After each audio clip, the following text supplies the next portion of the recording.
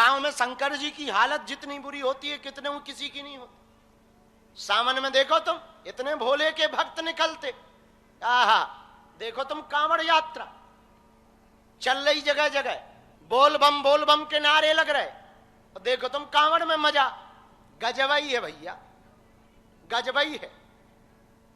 एक मौलाना रिजवी वो कह रहा था कि बताओ कांवड़िया आतंकवादी होते हैं, ठटरी के बरे, नक्कटा, मूसर चंदा, तुम्हें आतंकवादी लग गए।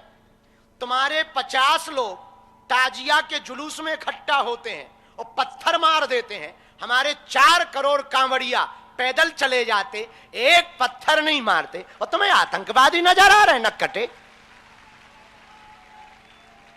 मूसर चंदा। आजकल तुम कौन सा खाना खा रहे रिजवी साहब, तुम हमें ना फंसना कभी।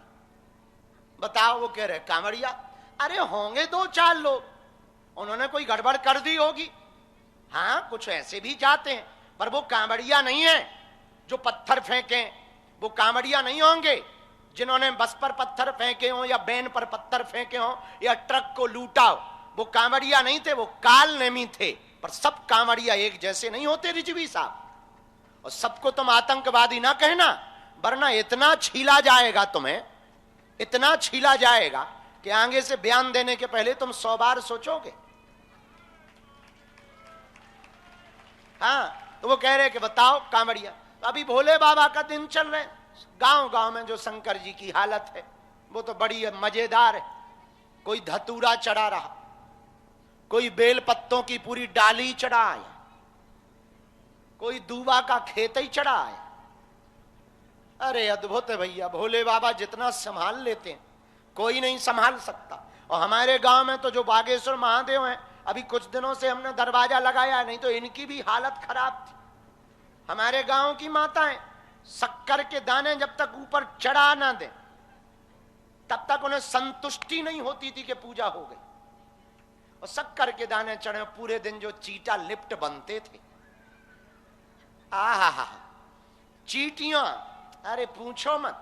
एक बड़ी चीटी जाती थी खानदान की अम्मा, अब वो शक्कर का दाना खा के नीचे उतर के बताती थी कोने मंदिर में जाके, चलोरी बाई हरो भंडारा शुरू हो गया।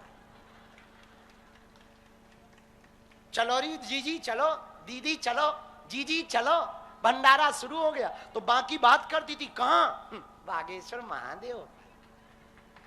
फिर पूरे रिश्तेदारों की लेन, मौसी, मौसा, मामा, पूरा खानदान, छोटी छोटी चीटियां भी, वो छोटी छोटी बच्चियां, वो भी जा रही, और शंकर जी बने लिफ्ट। कुछ उतर रही तो जो जाने वाली वो पूछ रही, जीजी आ गई?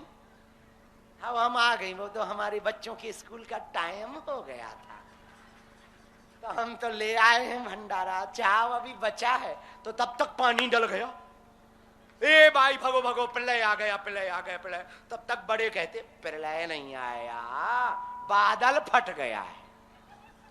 हाँ, वो बल्कि किसी ने लोटा से जल चढ़ाया था, लेकिन चीटियों को तो वो लोटा का जल ही प्रलय लगेगा भाई।